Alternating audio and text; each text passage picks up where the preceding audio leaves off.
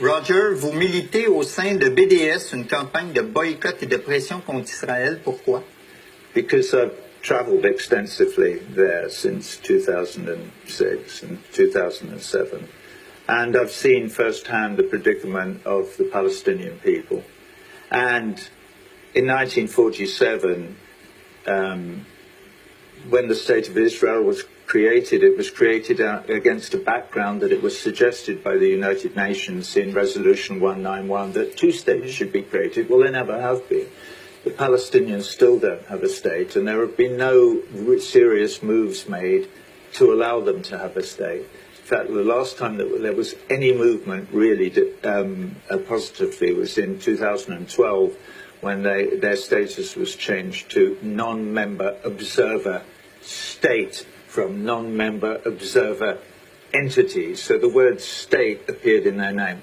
But nevertheless, they need the support of anybody who cares about justice or love in the world to support their cause, to be allowed the basic human right of self-determination, which they do not have, and to be allowed basic property rights and basic democratic rights and the right to vote and all the rights they don't have, because in the occupied territories, if we're allowed to call them that, they don't have any rights at all. They live under martial law and none of them have any rights at all, which is unconscionable. And so BDS, it's a perfectly legitimate, non-violent form of protest that people who feel the same as I do, and not everybody has to, and obviously not everybody does, can use.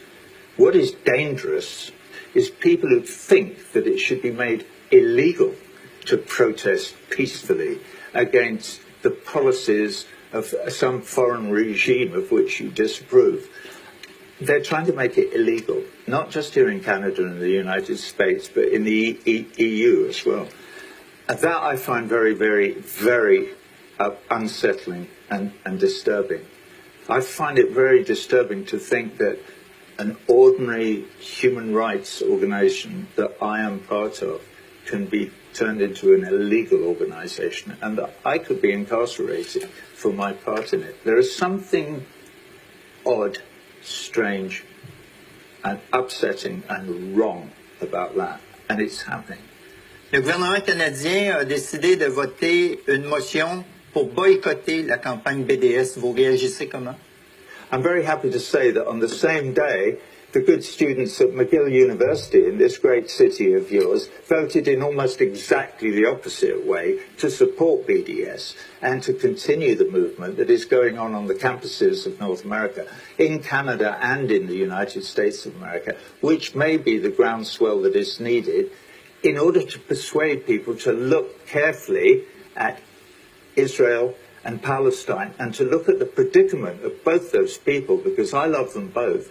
This is not a one-sided affair. I'm just as concerned for Israeli children as I am for Palestinian children. In order to look at it, we need the media. I'm sure it's better here. I certainly hope it is than it is in the United States, where the mainstream media do not report the story with an even hand, because people need to wake up to the fact that they are not being told the truth, that our media, by and large, is controlled, and it's controlled in very specific ways. And this is another worry. You cannot have a democracy without an informed electorate, and you cannot have an informed electorate unless the newspapers tell you the truth about what's going on in the world. And unfortunately, what is reported in the newspapers and on television, I have to say, is often bound up with selling soap powder, and in consequence does not fulfill its primary function. I'm sorry to sound critical, but I am. It was a great honor to have you on our show. Well, thank you very much. Enjoy Montreal. Well, thank you.